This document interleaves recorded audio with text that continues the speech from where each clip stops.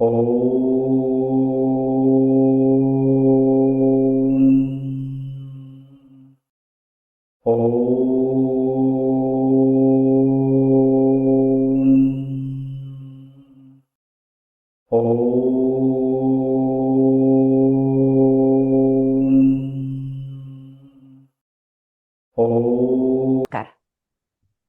आचार्य आणि त्यांचं तत्वज्ञान या विषयावरच्या सकल संत विचार मंच आणि पिताश्री परिवार यांच्या सहकार्याने आयोजित गुरुवारीय व्याख्यानमालेत आपणा सर्वांना यथायोग्य अभिवादन करते आणि आजच्या व्याख्यानात महायोगी श्री अरविंदांच्या तत्वज्ञानासंबंधानं काही विचार मांडण्याचा यथामती प्रयत्न करते.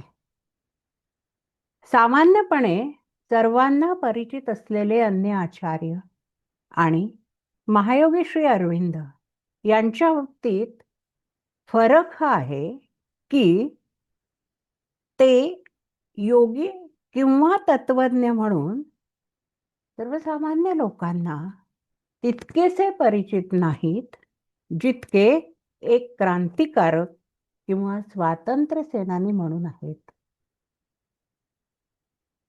मुळात त्यांच्याबद्दल माहिती थोडी कमीच आहे, कारण त्यांचा जीवन प्रवाह किंवा जीवन प्रवासच असा होता की ज्यामध्ये लोकांपर्यंत ते फारसे पोहोचले नाहीत. ते स्वतःच एके ठिकाणी म्हणतात की माझ्याबद्दल कोणी सांगू शकत नाही, लिहू शकत नाही, माझे चरित्र पण लिहू शकत नाही, कारण जीवनाच्या अशा व्यक्त पातळीवर मी फारच कमी जगलो आहे. जे काही जगलो ते अव्यक्त पातळीवर साधनेमध्ये जगलो आहे. त्यांच्याबद्दलची माहिती ही आपण इतिहासात सुरुवातीला शालेय इतिहासामध्ये शिकलो. बंगालच्या क्रांतिकारकांच्या पहिल्या फळीत त्यांचं नाव आहे.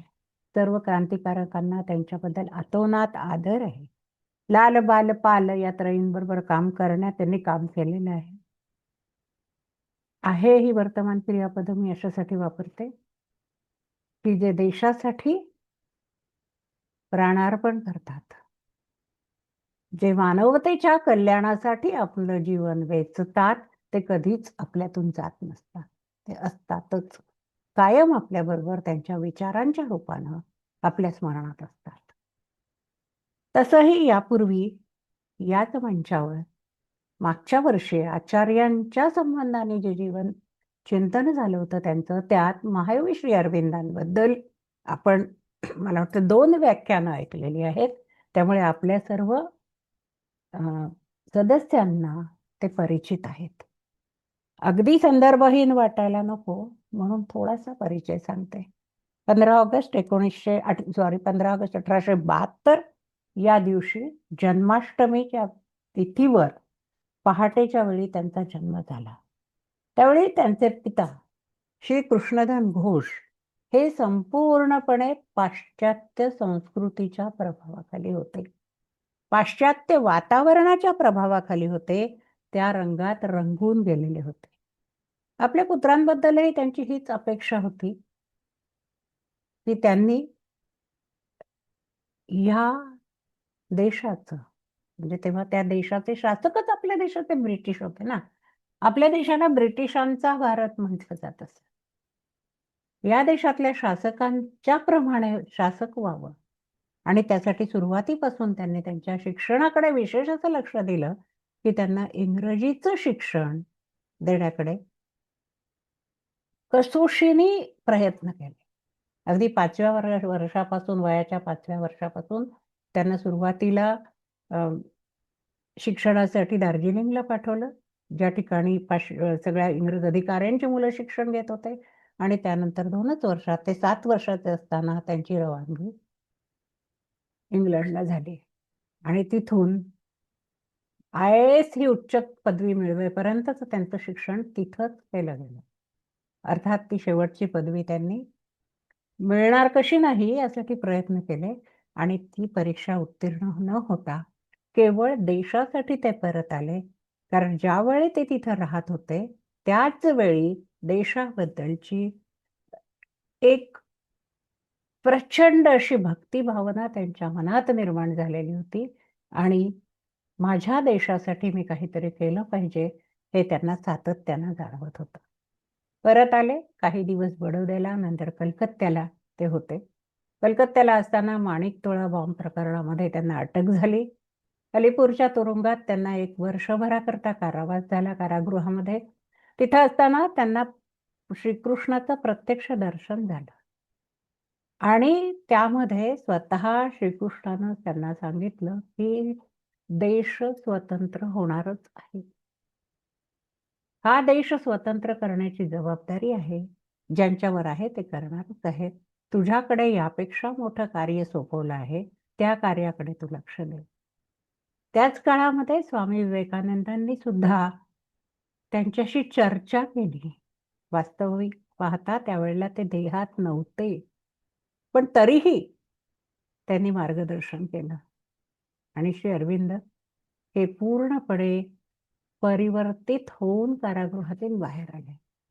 जी बंधनं तू तोडू शकला नसतास, ती तोडायची म्हणून तुला या बंधनात टाकलं गेलं, असं प्रत्यक्ष भगवंतांनी त्यांना सांगितलं. तरीही बाहेर आल्यावर त्यांनी प्रयत्न केलाच, की देशासाठी काहीतरी करत असावं. पण त्यांना वारंवार त्यांचं मन सांगत होतं, की नाही यापेक्षा काहीतरी वेगळं करायचंय.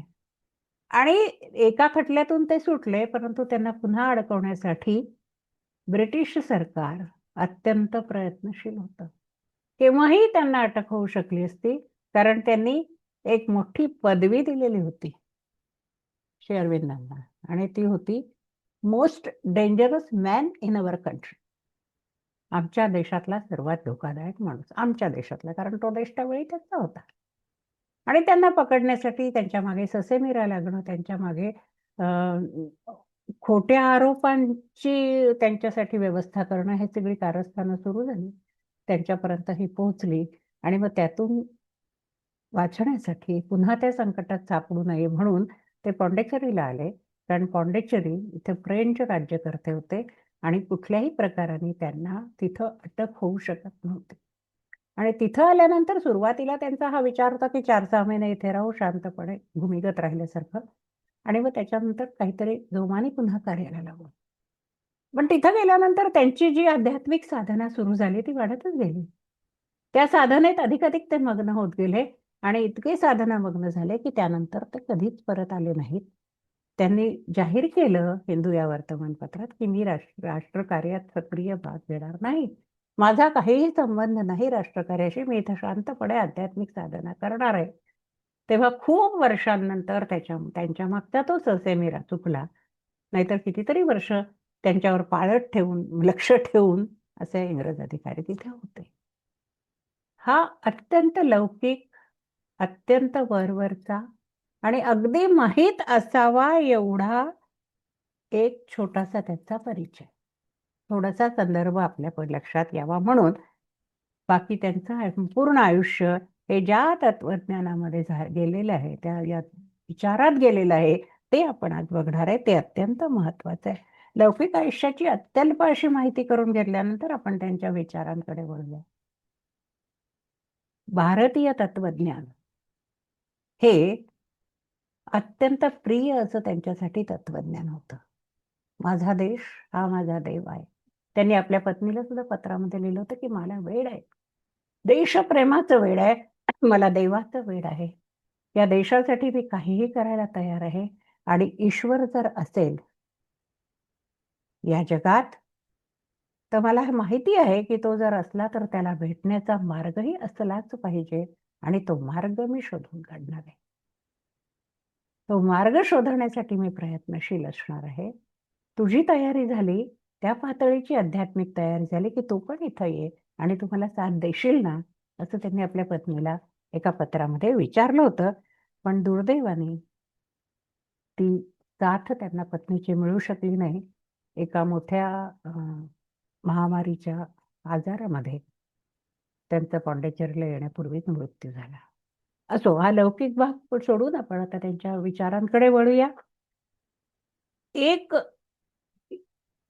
विषय, एक विचार, सनातन धर्माचा विचार आणि भारतीय संस्कृतीचा विचार त्यांच्यामध्ये अत्यंत आतपर्यंत झिरपलेला होता.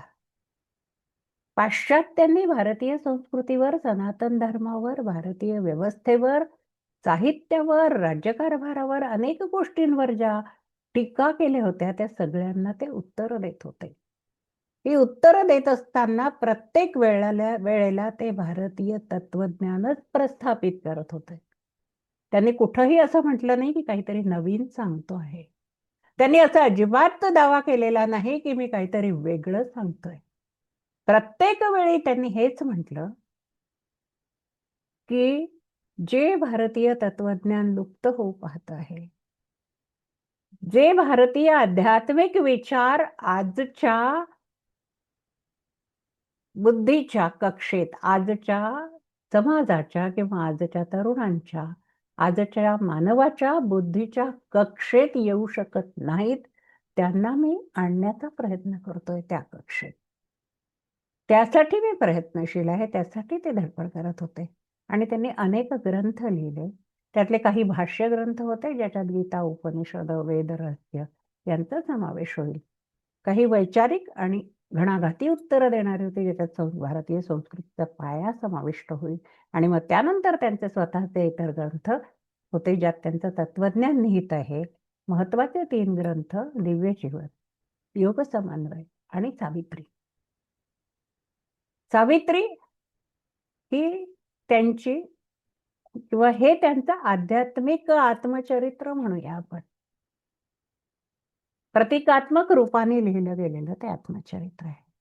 या सगळ्यातनं सगळ्यांचा चाकल्याने विचार करून त्यांच्या तत्वज्ञान विषयक भूमिकेचा आपण ह्या थोड्या वेळामध्ये आढावा घेणार आहे. एखाद्या तासामध्ये हा विषय संपवणं जरा कठीण आहे, पण तरी आपण प्रयत्नशील आहोत, प्रयत्न करणार आहोत की हा एवढ्या वेळामध्ये आपण संपवूया. भारतीय सनातन तत्व, ज्ञान, धर्म आणि अध्यात्म याच्या ज्या मूलभूत गोष्टी आहेत, पायाभूत गोष्टी आहेत, त्या सगळ्या गोष्टींवर आधारलेले विचार त्यांनी व्यक्त केले आहे. फक्त एकच आहे की ज्यापर्यंत आपण पोहोचू शकलो नव्हतो, याच्या आधी ज्या परंपरा पोहोचू शकल्या नव्हत्या, याच्या आधीचे विचारवंत ज्या ठिकाणी थांबले होते, त्यांना कदाचित ती उसंत मिळाली नसेल पुढचा विचार करण्याची. ते पुढचं शोधण्याचं कार्य श्री अरविंदांच्या आध्यात्मिक विचारांमध्ये आणि तत्वज्ञानामध्ये झालेलं आहे. मूळ तत्वज्ञान म्हणजे विश्वाच्या उत्पत्तीचा सिद्धांत. विश्वाच्या उत्पत्तीचा जो सिद्धांत आहे, तो सिद्धांत मांडत असताना श्री अरविंदांनी या संदर्भात त्यांचा स्वतःचा सुस्पष्ट असा तर्कसिद्ध, अनुभवसिद्ध उत्क्रांतीवाद मांडला आहे. त्यांच्या म्हणण्याप्रमाणे stone to plant, plant to animal, animal to man आणि मॅन टू डिव्हाइन मॅन असा हा उत्क्रांतीवाद आहे.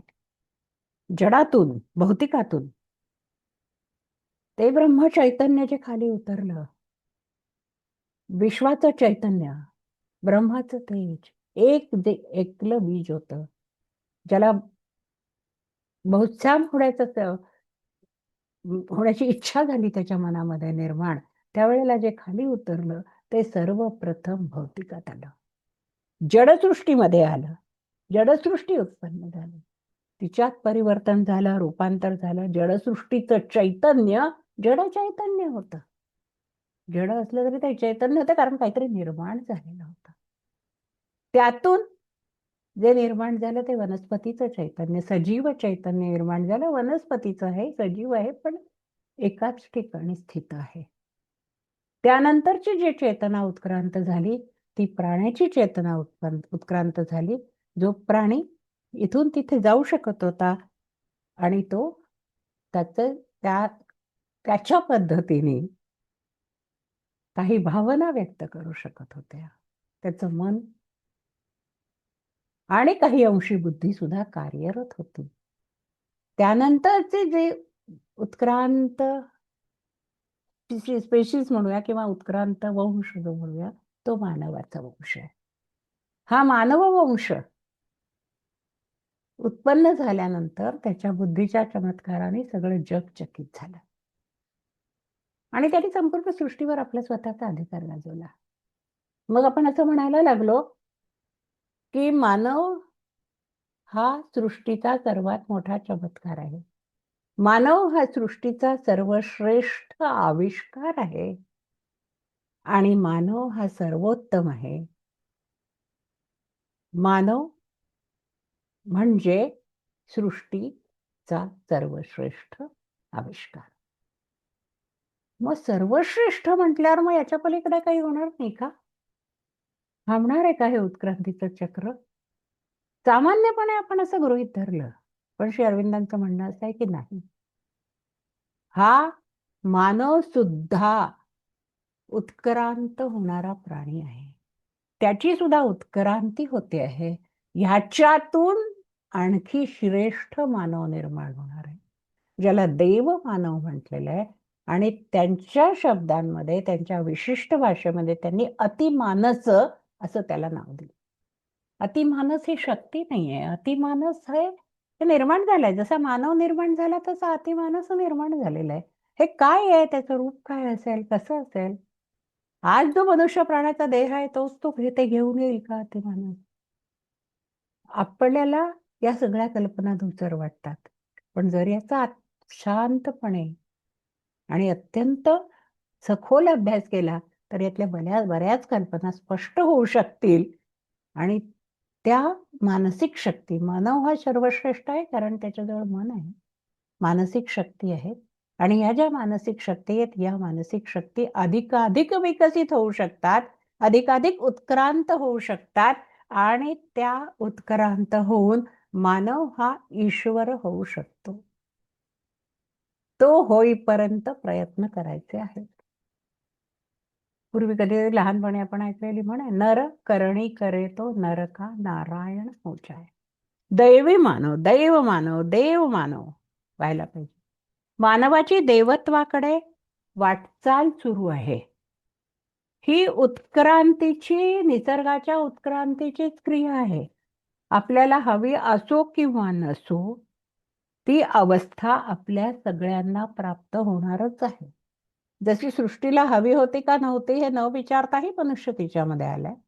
सृष्टीला अमुक हवं होतं का नव्हतं हे सगळं विचारून झालेलं नाहीये. सृष्टी उत्क्रांत होत गेली आहे आणि याच्यामध्ये जसं आलंय तसं आपली इच्छा असो नसो ते होणारच आहे, कारण ते सृष्टीचं, नियतीचं किंवा ईश्वराचं कार्य आहे.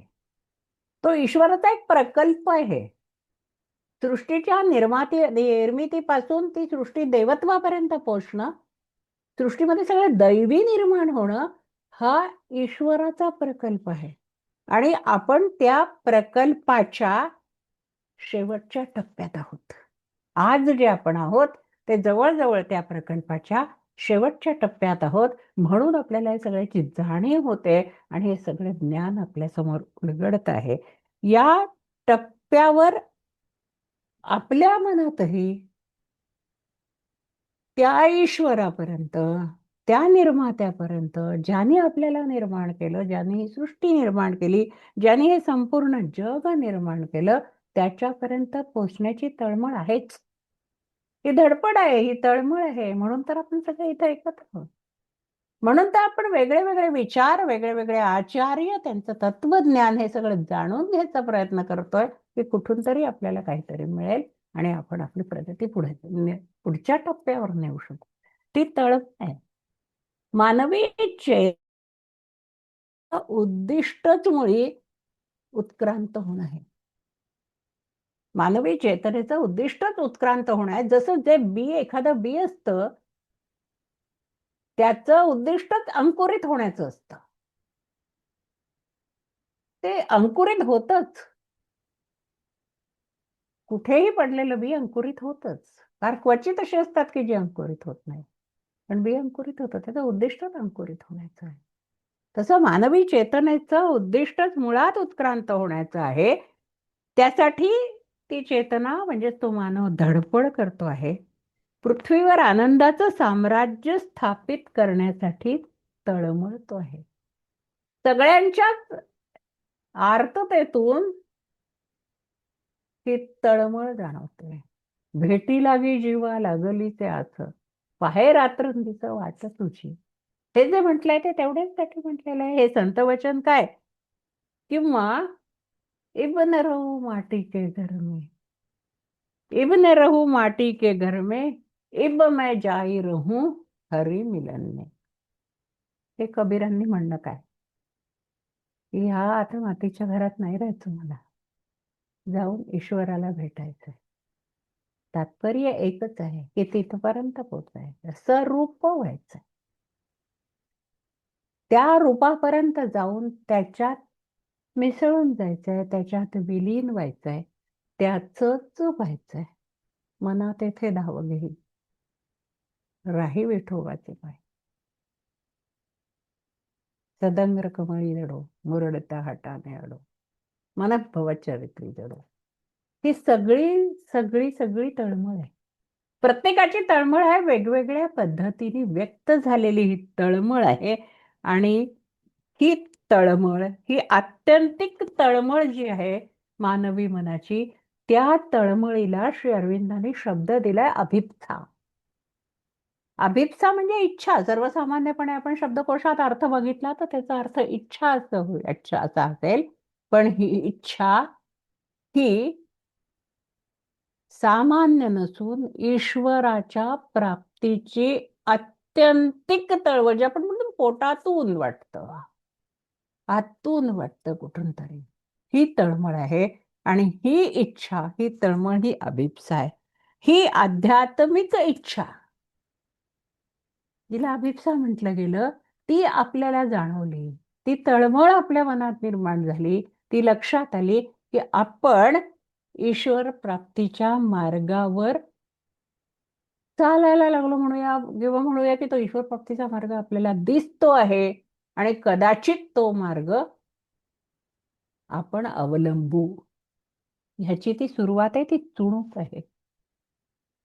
ही अगदी अगदी आतून आलेली, हृदयातून आलेली आर्त अशी दाद आहे ईश्वरासाठी दिलेली. माऊलींनी त्याचा फार सुरेख दृष्टांत दिलाय. तळमळ कशी असते, ओढ कशी असते. लवणाची मासळी केली, मिठाची मासोळी केलेली आहे. आता केवढं संकट आहे. मासोळी आहे, तिला पाण्याची ओढ आहे, पाण्याशिवाय ती जगूच शकत नाही. पण मिठाची आहे, माहित आहे की ती पाण्यात गेल्यावर विरघळून जाणार आहे, पण मासोळी आहे ती पाण्यात जाणारच आहे. विरघळेन किंवा नाही याचा विचारच तिथे नाहीये. ही जी ओढ आहे, ती तळमळ, ती ओढ ही खूप या अभिप्सेतून व्यक्त झालेली आहे. श्री अरविंदांनी सुद्धा ह्याच अभिप्सेच्या मुळे परमेश्वरापर्यंत जाण्यासाठी योग साधना सांगितली. त्यांचं तत्वज्ञान म्हणजे हा साधनेचा मार्ग. योग साधना ही आपण अनेकांकडून ऐकली आहे. अर्थात इथं योग आणि साधना आपण सगळेच जण जाणतो की ह्या शब्दांचा अर्थ फक्त योगासना किंवा प्राणायाम याच्यापुरता मर्यादित नाही. ईश्वराशी जुळण्यासाठी आपली जी धडपड आहे, त्याच्यात जाण्यासाठी, त्याच्यात सामावून जाण्यासाठी ती धडपड आहे, ही योग साधना. पारंपरिक योग जे आपण आतापर्यंत अभ्यासले, आपल्याला माहिती आहेत ते योग आणि श्री अरविंदांचा योग यात फरक आहे. हा फरक सांगताना प्रत्येक ठिकाणी त्यांचं एक वाक्य उद्धृत केलं जातं. त्यांनी म्हटलं आणि लोकांनी ते प्रसिद्ध केलं, उद्धृत करून करून त्यांच्या अभ्यासकांनी, की जिथं सर्व योग संपतात तिथं माझा योग सुरू होतो. म्हणजे काय? जिथं सर्व योग संपतात तिथं माझा योग सुरू होतो. म्हणजे योग काही पुस्तक आहे इथे पहिल्यापासून शेवटच्या पानापर्यंत वाचून संपलं की बाजूला ठेवलं, पहिला भाग संपला, दुसरा भाग सुरू केला, असं नाहीये ना. ते पुस्तक नाहीये. किंवा ते चालायची शर्यतही नाहीये की तिथपर्यंत जाऊन एखादा जमला, थांबला, भागला, दमला, म्हणाला की आता नाही माझ्याच्याने होत, हे काम माझ्याच्याने होत नाही, मी नाही करू शकत. दुसरा पुढे येतो आणि तो म्हणतो की चल मी करतो. असंही नाहीये ते. मग नेमकं काय आहे? एक प्रकरण संपलं की दुसरं, दुसरं संपलं की तिसरं हाती घ्यायचं, किंवा जेवण झाल्यावर 10 मिनिटांनी औषधाची गोळी घ्यायची, तर 10 मिनिटं थांबणं, हा भाग त्याच्यातला नाही. पारंपरिक योग संपतात म्हणजे काय? ते असं संपणारी गोष्ट नाहीये ना ती. पारंपरिक योग संपतात किंवा थांबतात याचा अर्थ असा की पारंपरिक, आजवर परंपरेने चालत आलेले जे अनेक योग शास्त्र आहेत, त्या योगशास्त्राने साध्य होणारी उद्दिष्ट साध्य झाल्यावरही तिथं थांबायचं नाही, तर त्याही पुढे साधनेचा प्रवास अविरत सुरू ठेवायचा. त्याच्याही पुढे काहीतरी आहे जे आपल्याला आजवर माहिती नव्हतं. हिमालयाची शिखरं सर करायला गेलेल्या गिर्यारोहकांच्या बाबतीत हेच घडतं ना, की माहीत असतं ते शिखर तिथपर्यंत आहे. तिथपर्यंत गेले, त्या शिखरावर पोहोचले की कुठेतरी दूरवर आणखीही एक शिखर आहे असं लक्षात येतं. अरे मग हे पण सर करायला हवं. किंवा आपण क्षितिजाची उपमा देऊ शकतो. क्षितिजाच्या संदर्भामध्ये जसं जसं आपण जात जातो, आपल्या लक्षात येतं की क्षितिज आणखी दूर आहे, आणखी दूर आहे, आणखी दूर आहे. आपण नाही पोचू शकत आहे त्यापर्यंत. किंवा आणखी साध्या व्यवहारातलं अत्यंत साधं उदाहरण घ्यायचं झालं तर अभ्यासाचं उदाहरण घेऊया. की साधारणपणे परीक्षा देणं, अभ्यास करणं हे एका ठराविक वेळेपर्यंत असतं. विशी विद्या तिशी धनम. नोकरी मिळणं आजच्या भाषेमध्ये, म्हणजे आजच्या काळाच्या संदर्भामध्ये, नोकरी मिळण्यापुरतं शिक्षण झालं की संपलं. मग त्या पुस्तकांचा, परीक्षांचा, अभ्यासाचा, शिक्षणाचा काही संबंध नाही. त्यापुढे जर कोणी शिकत राहिलं तर काय करणार आहे तुम्ही हे कागद गोळा करून? कसला हव्यास आहे? असं म्हणतात लोक. मग त्यातल्या त्यात कुठले कुठे तुमच्या नोकऱ्या आहेत त्याच्यावर अवलंबून असतं. मला शिक्षण क्षेत्रातला अनुभव म्हणून सांगते की प्राध्यापक किंवा आणखी कुठे असाल तर तुमचं इन्क्रिमेंट ही परीक्षा दिल्याशिवाय मिळणार नाही तुम्हाला, मग ती परीक्षा द्या. मग पीएचडी झाल्याशिवाय तुम्हाला प्रमोशन मिळणार नाही, मग पीएचडी करा. हा उद्देश ठेवून अभ्यास न करता, केवळ आता माझं जरी भौतिक गरजा त्या अभ्यासाने पूर्ण झालेल्या असल्या तरी मला आतून समृद्ध व्हायचंय, माझ्या विद्यार्थ्यांना त्यापेक्षा जास्त समृद्ध करायचं आहे, याच्यासाठी जे अध्ययन केलं जातं ते पूर्णत्वाकडे नेणारं असतं. तो पूर्णयोग असतो. त्यामुळे ठराविक एक सिद्धी प्राप्त करण्यासाठी केलेला योगाभ्यास, मोक्षप्राप्तीसाठी केलेले प्रयत्न, समाधीपर्यंत पोहोचणं, ह्या सगळ्याच्या पलीकडे केवल सत्य, केवल ज्ञान, केवल रूप, अंतिम जे काय आहे ते मला गाठायचंय, त्यासाठी मला करत राहायची आहे ती साधना. आणि श्री अरविंदांच्या म्हणण्याप्रमाणे नुसतं तिथपर्यंत पोचायचं नाही, ईश्वरी तत्वापर्यंत पोचायचं नाही. त्या ईश्वरी तत्वापर्यंत पोहोचल्यानंतर ते तत्व खाली उतरून प्रत्येक व्यक्तीची आध्यात्मिक उन्नती घडवून आणणं, उत्क्रांती घडवून आणणं, आध्यात्मिक दृष्टीने त्याला ज्याच्या त्याच्या मगदुराप्रमाणे त्या परिस्थितीमध्ये आणणं, त्याची उन्नती करणं, हे माझं ध्येय आहे. आणि त्या देवापर्यंत जाऊन पोचणं, नुसतं तिथे थांबणं नाही. हे खूप जुनं भजन आठवलं मला इथे, आशा भोसलेंनी गायलेलं. देवरूप होऊ सगळे आम्ही एकियाची बळे, सप्तसागराला शक्ती, बिंदू बिंदू मिळता पाणी. एक एक थेंब पाणी मिळून मिळून सागर झालेला आहे.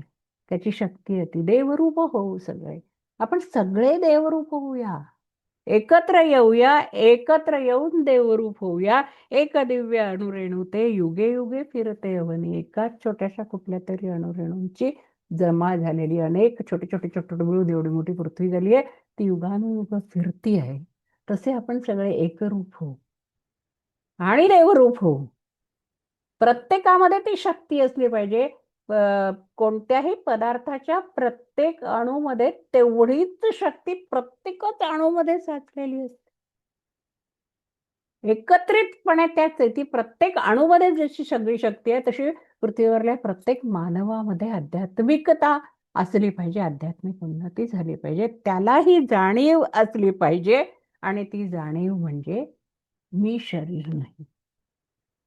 श्री अरविंदांची साधना ही याच प्रकारची आहे. म्हणून ते म्हणतात की जोवर पृथ्वीवरचा शेवटचा मनुष्य आध्यात्मिक दृष्ट्या उन्नत होत नाही तोवर माझी साधना संपणार नाही, थांबणार नाही. मग मी देहात असो अथवा नसो. ही उच्चतर पातळीची आहे. ते साध्य करण्यासाठी आपल्याला आपली पातळी वाढवायची आहे. आपल्याला आपल्यासाठी त्यांनी जो मार्ग प्रशस्त करून ठेवलाय त्या मार्गावर आपल्याला चालायचं आहे. अभिप्सा ही पहिली गोष्ट हे आपल्याला समजलं. ईश्वरचरणी लीन होण्याची इच्छा म्हणजे अभिप्सा. मग आता आपण ईश्वरचरणी लीन झालो, आपलं सर्वस्व त्या ईश्वराच्या चरणाशी ठेवलं, ईश्वर रूप झालो, ईश्वर स्वरूप झालो, त्याला श्री अरविंदांनी समर्पण म्हटलेलं आहे. समर्पण भावना, सरंडर, पूर्णपणे समर्पित होणं. जसं अगदी पहिल्या प्रथम पासून मनात असलेला संभ्रम नष्ट होणं अर्जुनाच्या बाबतीत तेव्हाच शक्य झालं जेव्हा कृष्णांनी सांगितलं, भगवान श्रीकृष्णांनी म्हटलं, सर्व धर्म परित्यज्य मामेकम शरणम व्रज. सगळे धर्म, हिंदू, मुस्लिम, ख्रिस्त, ईसाई वगैरे हे धर्म नव्हे, तर तुझे स्वतःचे सगळे धर्म, पितृधर्म, पुत्र धर्म, क्षत्रिय धर्म, आणखी जे जे कोणते तुझे धर्म असतील ते सगळे, आता ह्याच्यावर आपण बोलायला लागलो त्याला तास लागणार, त्याच्यामुळे त्याच्यावर नाही बोलूया. ते सगळे सोडून तू माझ्याकडे ये, म्हणजे तू तुझं अस्तित्व माझ्यामध्ये विलीन कर, काही ठेवू नकोस त्याच्यामागे. सुभद्रा कुमारी चौघांची सुंदर कविता आहे या ठिकाणी. ईश्वराच्या चरणी आली आहे, ती पूजा करायला आली आहे. पूजा वगैरे तिला स्वतःला, ती म्हणते मला नाही माहिती पूजा काय असते, पूजा की विधी नाही जानत चली आई, मैं उन्मत्त प्रेम की प्यासी हृदय दिखाने आई. मी फक्त तुझ्या प्रेमाची तहानलेली आहे. मैं उन्मत्त प्रेम की प्यासी हृदय दिखाने आई हूँ, जो कुछ है बस यही पास है इसे चढाने आई हूँ. हे हृदय फक्त आहे रे, तुझ्या चरणावर तेच ठेवायला आले. चरणों पर अर्पित है इसको, चाहो तो स्वीकार करो, यह तो वस्तू तुम्हारी ही है, ठुकरा दो या प्यार करो. तुझंच आहे रे, माझं काय.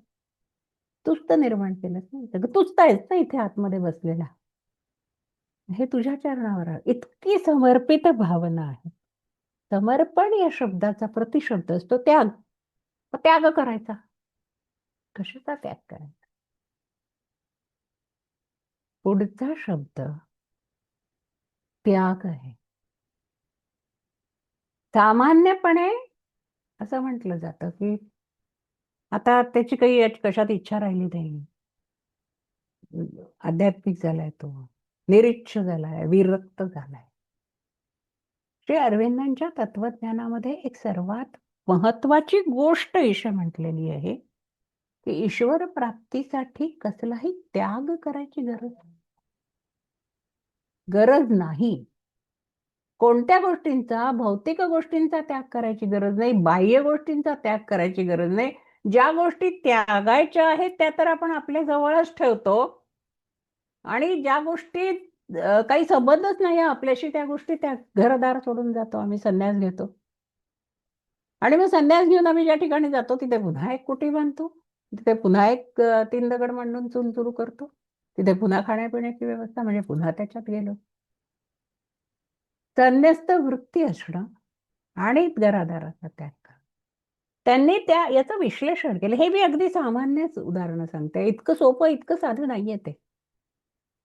मोठ्या मोठ्या संतांना, आचार्यांना किंवा श्री अरविंदांना सुद्धा जे म्हणायचंय ते इतकं साधं नाहीये. हे मी सोपं करण्याचा प्रयत्न करते सांगण्याचा, आपल्याला समजावं म्हणून, कारण आपण सामान्य आहोत. हा त्याग आपल्या भारतीय तत्वज्ञानाच्या संदर्भात त्यांनी एक वाक्य फार सुंदर म्हटलंय की भारतीय तत्वज्ञान 2 नकारांमध्ये अडकून पडलंय, ते सोडवायचंय आधी. 2 नकार कोणते आहेत? 2 टोकाचे नकार आहेत. ब्रह्म सत्य, जगन मिथ्या. आणि जग सत्य, ब्रह्म मिथ्या. एक लोक टोकाचे असं म्हणतात की ब्रह्म फक्त सत्य आहे, हे जग सगळं मिथ्या आहे, त्याच्याकडे पाठ फिरवा, काहीच नाही आहे, हे स्वप्न आहे, हे खोट आहे, ही माया आहे. दुसरीकडे असं म्हटलं जातं की आम्हाला जे डोळ्यांनी दिसत आहे, जे आम्ही इंद्रियांनी अनुभवू शकतो आहे, ज्याचा आम्हाला प्रत्यक्षदर्शी पुरावा मिळतो आहे, ते आम्ही फक्त सत्य मानू. ते ब्रह्मबिंब तुम्ही काय म्हणता आम्ही जाणत नाही, कारण आम्हाला ते दिसत नाही, आम्हाला त्याचा अनुभव नाही, हे नाही. तर हे 2 टोकाचे, अति टोकाचे नकार आहेत, ज्याच्यामध्ये भारतीय तत्वज्ञान अडकून पडलंय. एकदा हे वाटतं, एकदा ते वाटतं, एकदा ते वाटतं, एकदा ते वाटतं. तसं होऊ नये याच्यासाठी विचार करायला पाहिजे. त्यांनी अत्यंत स्पष्टपणे म्हटलेलं आहे की हे ब्रह्म जितकं सत्य आहे तितकं जगही सत्य आहे, काहीच मिथ्या नाहीये. कारण ब्रह्म जर सत्य असेल आणि हे जग जर ब्रह्मातून निर्माण झालेलं असेल, तर ते असत्य कसं असेल? सत्यातून सत्यच निर्माण होणार. दीपालागी पाठी पोटी नाही अंधकार. एकदा दीप उजळला की त्याला पाठीमागे अंधकार आहे, समोर अंधकार आहे, उजवीकडे अंधकार आहे, डावीकडे असं नसतं. ती वाद दीपालागी नाही पाठीपोटी अंधकार कुठेच नाही. चंदनाचे हात पायही चंदन. चंदनाचं झाडाचं प्रत्येक प्रत्येक एवढं एवढं सुद्धा चंदनच आहे. त्याला कुठे बाबळीचा काटा नाहीये, त्याला दुसरं काही नाहीये, फक्त चंदन आहे. तशासारखं जे सत्य आहे त्यात फक्त सत्यच निर्माण होणार आहे. त्यामुळे हे जगही सत्य आहे आणि हे सत्य ते नाकारायचं नाहीये, त्याचा त्याग करायचा नाहीये. तर नाकारायचं काय आहे? मी स्वतः काय आहे हे न जाणता मी स्वतःला जे म्हणतो आहे ते नाकारायचं. अनहंकारी व्हायचंय, अहंकार नाकारायचा आहे, स्वतःला नाकारायचं आहे. याचाच अर्थ असा की स्वतःच ज्ञान प्राप्त करायचंय. काय आहे? आपल्या वृत्तींचा, ज्या वृत्ती, ज्या गोष्टी, जे विचार, ज्या भावना, जे आपली जे आपले आचार, जी कर्तव्य, जी काम आपण करतो आहे, त्यापैकी ज्या ज्या गोष्टी आपल्याला ईश्वराप्रत जाण्याच्या मार्गात अडथळा आणतात, त्या त्या गोष्टींचा त्याग करायचा, याला त्याग. आपल्या बाबतीत काय झालं मानवाच्या बाबतीमध्ये की जाणीव असून नेणिवेत राहणारा एकमेव प्राणी मानव असं म्हटलं जातं. त्याला जाणीव आहे. कशाची जाणीव आहे? पूर्णपणे त्याला या गोष्टीची जाणीव आहे की मी शरीर नाही, मी या शरीरात राहणारा अंशरूप ईश्वर आहे, याची जाणीव आहे, माहिती आहे त्याला. मानवाला याची जाणीव आहे की हे केवळ घर आहे, जे आहे ते माझं घर आहे, हे माझं नाही, मी राहतो या घरामध्ये, हे घर आहे. मग अशी मी कबीरांचं भजन सांगितलं ना, इब रहू माटी के घर में, इब न रहू माटी के घर में, इब जाई रहू मैं हरि मिलन. छिनहर घर और छिनहर टाटी, घन गरजे कपे मेरी छाती. हे आता घर खिळखिळं झालेलं आहे, तर छप्पर खिळखिळं झालेलं आहे. आणि त्याच्यामुळे बाहेर जेव्हा आभाळ गडगडतं तेव्हा मला भीती वाटते. नाही राहायचं तुला या घर घर में साई रमता, कटुक वचन मत बोल रे, घट घट में सॉरी घट घट में साई रमता, कटुक वचन मत बोल रे. हेही कबीरच म्हणतात. शोधिशी मानवा राऊळी मंदिरी, नांदतो देव हा आपुल्या अंतरी. हेही तेच सांगतं.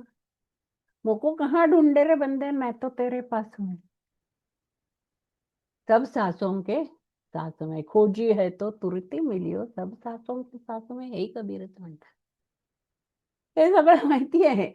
तत्वतः आपण हे सगळं जाणतो, या सगळ्याची आपल्याला जाणीव आहे. परंतु हे सगळं माहिती असूनही ही भारतीय तत्वज्ञानाची सनातन धर्माची पहिली शिकवण असूनही आपण जगतो ते मात्र देहभावाने. हे देहभावानं जगणं ह्याचा त्याग करायचा आहे. पहिलं तत्व हे आहे की ईश्वर हा भारतीय धर्माचं, सनातन धर्माचं, भारतीय सनातन तत्वज्ञानाचं पहिलं तत्व आहे की ब्रह्म सत्य आहे, ते एकच आहे, एकमेवाद्वितीय आहे आणि या जीवामध्ये अंश रूपाने राहतो. मग माझ्यात आहे तर सगळ्यातच आहे ना. किडा मुंगीपासून प्रत्येकाच्या दगड धोंड्यात आणखी चराचर सृष्टीमध्ये सगळीकडे आहे ईश्वर. सगळीकडे भरून पुन्हा आपण म्हणतोय की हे तत्व दशांगुळे उरलेलं आहे. सगळीकडे भरून राहिलेलं आहे. असं कुठलीच जागा नाही की जिथे ईश्वर नाही. सगळीकडे आहे, सगळ्यांमध्ये आहे. हे दुसरं तत्व आहे की ईश्वर एकमेव आहे आणि तो प्रत्येकात आहे आणि तरी तो दशांगुळे उरलेला आहे. ही संकल्पना श्री अरविंदांनी त्यांची जीवात्मा, विश्वात्मा आणि विश्वातीत आत्मा यावर म्हणते. जीवात्मा मी, अहम, विश्वात्मा सर्व सृष्टीमध्ये सगळीकडे दिसणारा असणारा हा आत्मा, प्रत्येकाच्या जवळ असणारा, आणि विश्वातीत म्हणजे या सगळ्याला पुरून उरलेला, पूर्णात पूर्ण मुदच्यते, पूर्ण जे आहे ते की त्याच्यातनं किती काढलंय, बारीक बारीक त्यात घेतलंय तरी तो पूर्ण जगतच आहे. त्यात काहीच फरक झालेला नाहीये. त्यातनं काढलं काय, त्याच्यात पुन्हा मिसळलं काय, तो पूर्ण आहे, तो विश्वातीत. ही संकल्पना त्यांनी मांडली. या प्रत्येक संकल्पनेसाठी आपल्याला वेळ द्यायला हवा, खरं म्हणजे आपल्याजवळ एवढा वेळ नाहीये. आणि ही संकल्पना गीतेतल्या पुरुषोत्तमाच्या संकल्पनेशी जोडलेली आहे. ते सुद्धा एक वेगळं आहे. अर्थात अगदी तसंच्या तसं नाही. त्याचा विचार करताना गीतेवरील निबंध याच्यामध्ये विचार या त्यांच्या ग्रंथामध्ये त्यांनी ही संकल्पना पुरुषोत्तमाच्या संकल्पनेबरोबर इतकी सुरेख विशद केलेली आहे की आपण मुळातून ते वाचलत की आपल्या लक्षात येईल की ही संकल्पना कशा पद्धतीने मांडलेली आहे. कण कण में भगवान है या उक्तीप्रमाणे ही जाणीव आपली माझ्यातला अंशरूपाने असलेला ईश्वर हा प्रत्येक कणाकणामध्ये आहे, ही केवळ एवढीच संकल्पना नाही तर माझ्याही कणाकणामध्ये ईश्वर आहे, ही त्याच्या पुढची संकल्पना आहे. आणि ती जी संकल्पना आहे ती संकल्पना पूर्णपणे आपल्या पेशींशी संबंधित आहे. त्याच्यामुळे त्याने योगा फॉर सेल्फ ही संकल्पना मांडली की माझ्या प्रत्येक पेशीवर मी संस्कार केले पाहिजे. माझ्या शरीरातला कण कणचा असला पाहिजे, कण कण योग संस्कारित असला पाहिजे. त्या कणाकणाने योग केला पाहिजे, त्या कणाकणाने योग केला पाहिजे. किती सुरेख संकल्पना आहे. म्हणून ते म्हणतात की आपली जी साधना आहे ती देवासाठी नाही. जी साधना करायची ती देवासाठी करायची नाही, देवाबरोबर करायची. की तो आहे ना, आपण म्हणजे अंशरूप ईश्वर आहोत, तो आहे. तर मग ती जी साधना आहे ती त्याच्या बरोबर, त्या देवाबरोबर करायची. त्या कणाकणात आपल्या पेशीमध्ये ईश्वर आहे. सुंदर काव्य शाहीर रुधिवांचं आहे त्या ठिकाणी. मेरे रोम रोम में बसने वाले राम, जगत के स्वामी हे अंतर्यामी, तुझसे मैं क्या मांगू. रोमामध्ये रामच आहे, जगाचा स्वामी आहे, इथेही बसलेला आहे, माझ्या प्रत्येक रोमात आहे. म्हणून योगा फॉर सेल्फ ही संकल्पना त्यांनी मांडली. त्यानंतर या अणुरेणूचं परिवर्तन करायचंय, आधी बदल घडवून आणायचा, रूपांतरण करायचंय. छोट्या छोट्या गोष्टींमध्ये परिवर्तन झालं म्हणजे आपोआप त्या गोष्टींचं उन्नयन होईल, कण कण उन्नत होईल. नुसती बुद्धी उन्नत होऊन, विचार उन्नत होऊन नाही चालणार. हे विचार, ही साधना रोमात भिनली पाहिजे. स्पंज जसा असतो, ते पाणी प्रत्येक ठिकाणी शोषलं जातं त्या स्पंजात. कोरडं नाही राहत. स्पंज हा कोरडा राहत नाही. वेळ लागतो. ते पूर्ण पाणी तो शोषून घेतो. तशासारखं मानवाच्या अंतःकरणात हे भिनलं पाहिजे, झालं पाहिजे, गेलं पाहिजे. हा प्रवास आहे. आपण म्हटलं उत्क्रांतीचा प्रवास आहे. आध्यात्मिक उत्क्रांतीच्या टप्प्यावर आपण आलो. उत्क्रांती शरीरापासून सुरू झाली, शरीर, प्राण, मन वगैरे सगळ्यापासून. आता आध्यात्मिक उत्क्रांतीच्या टप्प्यावर आपण आलो. उत्क्रांत होतोय. हा जो प्रवास आहे, हा प्रवास करत असताना निसर्ग ती उत्क्रांती घडवून आणणारच आहे. पण हा अत्यंत कठोर शिक्षक आहे. निसर्ग हा कठोर शिक्षक आहे. तो आधी अनुभवातनं जायला लावतो आणि मग धडा देतो. निसर्ग सांगत नाही की वणवा पेटलाय जाऊ नको. चटके देतो. मग आपल्याला कळतं की आपण जायला नको, तिथं वणवा पेटलेला आहे. कठोर शिक्षक आहे निसर्ग. अनुभवातून जायला लावतो. म्हणून श्री अरविंदांनी म्हटलेलं आहे की माझे लिखाण हे अनुभव सिद्ध आहे, साधना सिद्ध आहे, अनुभव सिद्ध आहे. तू कहता है कागज की लेखी, मैं कहता आखी न देखी, तेरा मेरा मनवा कैसे एक होई रे. कबीरदास म्हणतात की तुम्ही वाचून वाचून सांगताय, लोकांना ज्ञान देताय, मी अनुभवातून मिळवलेलं ज्ञान देतोय. श्री अरविंदांच्या साधनेतून मिळालेलं अक्षर अनक्षर त्यांच्या साधनेतून निर्माण झालेलं आहे. म्हणून त्यांचं तत्वज्ञान हे जे आहे, हे प्रत्येक ठिकाणी बारीक बारीक गोष्टींपर्यंत पोहोचलेलं आहे. ही जी शिकवण आहे, हा प्रवास जो आहे, हा जाण्याचा प्रवास आहे. ईश्वराकडे जाण्याचा प्रवास आहे, ईश्वरापर्यंत पोहोचण्याचा प्रवास आहे. म्हणून त्यांचं महत्वाचं सूत्र, ऑल लाईफ इज योग. संपूर्ण आयुष्य हा योग आहे. साधना करायची, योग करायचा म्हणजे ठराविक वेळ दिवसातनं काढायचा, तेवढ्या त्या 24 तासांपैकी 2 तास ते त्याच्यासाठी बसायचं, ते जप करायचा, ध्यान करायचं किंवा आणखी जे काय आपल्याला दिलं असेल ते करायचं. आणि त्यानंतर उरलेले 22 तास त्या ईश्वराचं स्मरणही ठेवायचं नाही. हा योग नाही. एक छोटीशी गोष्ट सांगते, आपल्याला सगळ्यांना माहिती आहे. एकदा श्री विष्णूंकडे नारद गेले आणि म्हणाले की मला सांग बरं, तुझा खरा भक्त कोण आहे? तुझा निश्चित असा भक्त कोण आहे? श्री विष्णूंना लक्षात आलं की नारदांना उत्तर अपेक्षित आहे की तूच आहेस रे बाबा. दिवस रात्र नारायण नारायण करत असतो, तुझ्याशिवाय कोण माझा भक्त असणार आहे निश्चित? लक्षात आलं त्याच्या. म्हणून त्यांनी नारदांना म्हटलं की भारतवर्षामध्ये अमुक अमुक ठिकाणी एक शेत आहे, त्या शेतामध्ये एक छोटंसं घर आहे, त्या घरात तो शेतकरी राहतो, तो माझा सर्वात जवळचा भक्त आहे. अरे बापरे. नारदांना वाटलं तर भलतंच उत्तर मिळालं. हो का? त्याने विचारलं. विष्णू म्हणे जाऊन बघ. नारद गेले, झटपट झटपट तिथे पोहोचले. त्या शेतकऱ्याकडे जाऊन गुप्त रूपाने तो उभा राहिले. पाहिले तो शेतकरी नुकता शेतातून आला होता, संध्याकाळी आला. हातपाय धुतले, जे काय त्याचं थोडंफार काय हात जोडले देवापुढे. त्याच्यानंतर जेवला आणि झोपला. त्याच्यानंतर सकाळी उठल्याबरोबर जे उठल्यापासून त्याची लगबग सुरू झाली, आपले सगळे अन्य आटोपली, तो नांगर खांद्यावर टाकला, शेतात गेला, शेतात सुरू केलं काम. दिवसभर काम करत राहिला. दुपारी त्याची बायको भाकर तुकडा घेऊन आली, ते खाल्लं बिल्लं. 5 मिनिटं जरा विश्रांती घेतली, पुन्हा काम करायला लागला. जुंपला कामाला आणि रात्री उशिराने परत आला. हातपाय धुतले. एक क्षणभराकरता ईश्वराला आठवलं, बाबा आजचा दिवस चांगला घालवला म्हटलं. अंथरुणावर पडला, वरायला लागला. नारद परत आले, म्हटलं हा कसा हो तुमचा भक्त? एकदा दिवसातनं जेमतेम एखाद वेळेस तो नाव घेतो तुमचं आणि तुम्ही म्हणता तो निस्सिम भक्त आहे. हसले विष्णू गालातले गालात. त्यांनी आपल्या हातातलं, आपल्या जवळ एक पात्र घेतलं लक्ष्मीला मागून. त्या क्षीरसागरातलं क्षीर त्या पात्रात भरलं, गच्च भरलं काठोकाठ. आणि सांगितलं की हे जा आणि इथून इतकी एक छोटीशी काहीतरी अंतर सांगितलं, प्रदक्षिणा मारून आलं. माहिती आहे आपल्याला सगळ्यांना ही गोष्ट, मी नव्याने सांगायला नको तरी आठवण करून देते उजळणीसारखी. एकच अट आहे की यातला थेंबही काढता कामा नये.